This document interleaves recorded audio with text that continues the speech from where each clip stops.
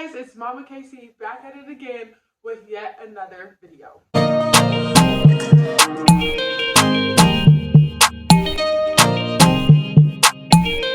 Did y'all see that? That was amazing. I had such amazing animator. His information is down below in the bio. But I'm gonna play it again because I'm excited. You're probably excited. And so I'm gonna just make sure that you don't have to rewind. I'm just gonna go ahead and play it again. So I'm playing now.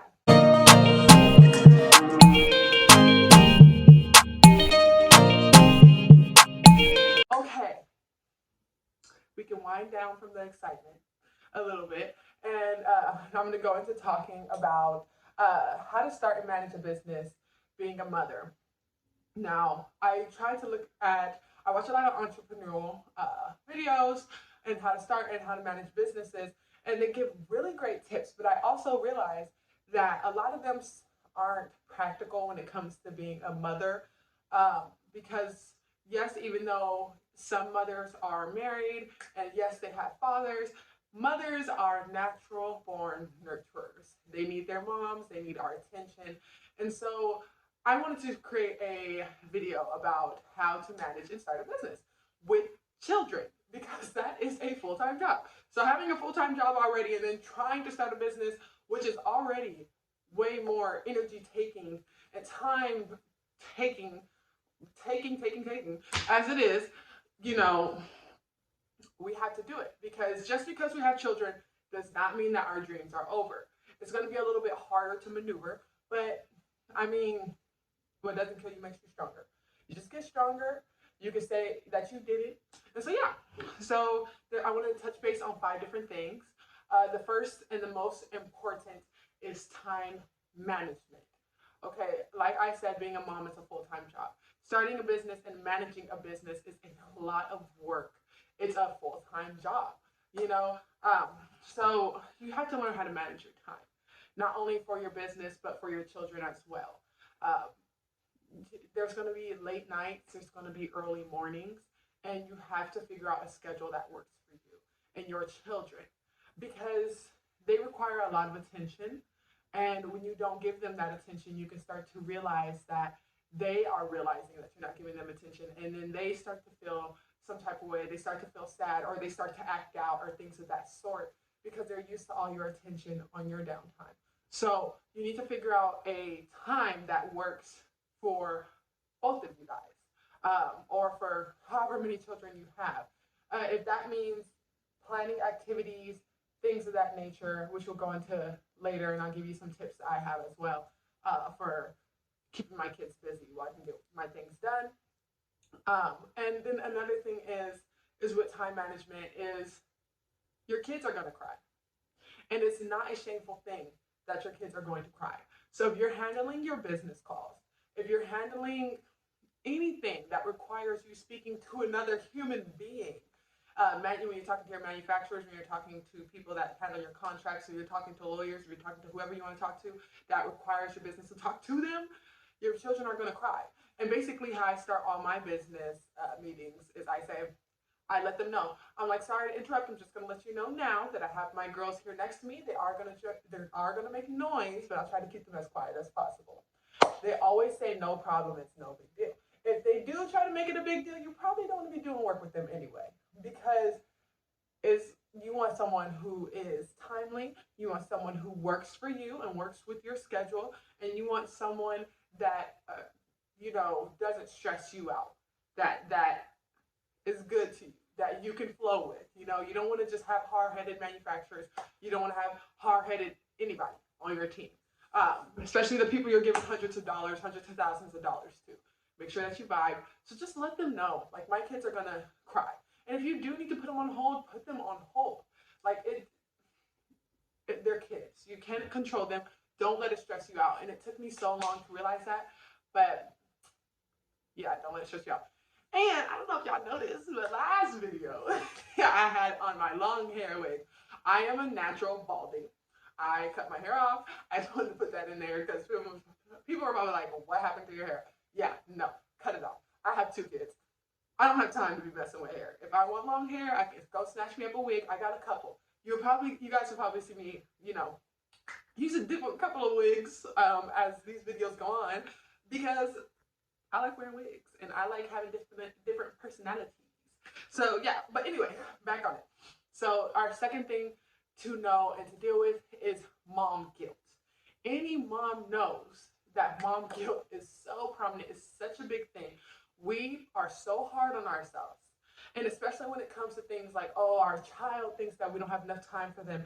Our child thinks that we're not doing this and that. We're not giving them the best snacks. We're not doing this. They're watching too much TV. They're going to hate us. They're going to grow up like this. Calm down, mom. It's completely normal. It's normal, especially when starting and managing a business, that you feel like you're not giving enough time to your child or that you're failing your child. And that's okay. As long as you understand that, yes, these feelings are valid, and what can I do to help fix that or to put some attention on that without giving myself away and my business away. Because there's going to be times when you're going to think, oh, I can't do this because my kids need my time and I don't have time. No. And they're going to start acting out. No. They may, but you just figure out how to handle it and you go forward with that. Do not give up your dreams because you feel guilty on the inside. Like, your child is going to thank you 100 times over if you just put in the work to start now, and then they have the future that they need. Because a 9 to 5 to the day you die versus putting in a lot of hours for the first year or two before it can run itself, or however long it takes to get started up, and you can spend your time, you can be making money without even working, and you can spend your time with your kids. Yeah. And I do know that those 1-2 years, you're like, yes, 1-2 years, they're growing, they're developing, we want to pay attention to that. Yes, I'm not saying to neglect your children, but I'm saying do not let that mom guilt grow so crazy that you give up your own self. And then another thing is, remember that mom guilt is temporary. It's just a feeling. We all have fleeting feelings. We all have feelings. We'll figure out how to battle it. And that's going to also come with the other tips that I have as well. And then another thing that I do want to touch base on is positive affirmation notes. That goes with mom guilt because we have a lot of thoughts in our head all the time about we're doing this wrong, we're doing that wrong. You need to write positive affirmation notes around everywhere. You need to see them because kids and babies are not the most thankful people. They don't know really how to say thank you, especially when they're at a young age. They don't really know how to show their appreciation. So sometimes you have to write down notes that you can do this, that it's okay to take a breath. Seeing those things daily and saying those things to yourself daily really does help, especially when you're trying to do a business, which is already hard in itself, but you're also trying to take care of your children. So you want to make sure that you do that. Third thing is use your help. Whether you are a married mom, whether you are a single mom, use your help. Use your husbands, use your boyfriends, use your parents, use people that you trust to help you, okay? Because sometimes you're gonna need a break. Sometimes you're gonna need to breathe. And it's gonna be hard to do with kids needing something every 5 seconds. My kids are 2 and 9 months. One's trying to learn how to crawl and walk. Well, she knows how to crawl. She's trying to learn how to walk. And she picks up every little thing and puts it in her mouth. And my toddler, on the other hand, gives her every little thing to put in her mouth. And so it's kind of like every day I'm like, what do you have in your mouth? What do you have in your mouth? I'm trying to keep her from choking. So it's kind of like, yeah, you have to pay attention. You need to pay attention, especially when they're in such a young development age. Like, use your help, use your husbands, somebody that you trust with your children. Don't just leave them with anybody on the street. That's not what I'm saying. But use your resources. It's very important that you don't drive yourself crazy trying to do it all. Your kids are not going to die because you left them with your husbands and for a couple of hours so that you can get something done. Yes, that you may come back with them having scrapes and bruises because, let's be honest, husbands do not watch their kids as good as a mother does. And because mothers are natural born nurturers. But, we have to get over that, I have to do everything for my kids to mentality to, give it off a little bit so that we can focus on ourselves. Fourth thing, and I talked a little bit about this earlier, was having your day plan / activities plan. This does not have to be an everyday schedule, but you need to have something. You need to have something done. Now, right now we're living in COVID time, so that's a little bit harder. Before COVID, I would have like Monday, Wednesday, Friday. the girls have, or my oldest has dance class from this hour to this hour, or she has this class from this hour to this hour. When we come home, we're going to do snack, we're going to do lunch, and then this, so make sure that there are some activities planned for your children that helps them, keeps them busy. You can go on Pinterest and find any little activity, put in their age, or just put in busy activities. But because we are in the COVID times, I'm gonna focus straight on COVID times. So there are activity bins. You can get, like for me, I just got some hard beans, got some toys from around the house, put them in the bin, kept my child busy for like an hour each day for a little while until she got bored of it. And there's just, you guys can make foods, you guys can make popsicles, you guys could do so many different types of activities. Have those paper towel rolls when their paper towel is gone. Take those on the wall. Get them some little plastic balls from Walmart, like a $5 pack, and let them sort it out by color. You just need to find things. You can literally use your resources. Use Pinterest. Free to little activities that your children can do to keep them busy while you're busy. So that allows to give you more time. So look on Pinterest, get it figured out, give them some activities. That's something. Last thing is little accomplishments. Our fifth thing are no. Nyla, you want to be in the video? Come here. Video. Say hi. Say what's your name? What's your name? Nye. This is my oldest, Nyla. Can you say hi, YouTube? Hi, too. Hi, too. Okay, yeah, so last thing is little accomplishments are accomplishments. Just because sometimes at the end of the day it feels like you didn't get much done, you still got things done, and it still brings you further to your end goal. So just remember that. Be easy on yourself.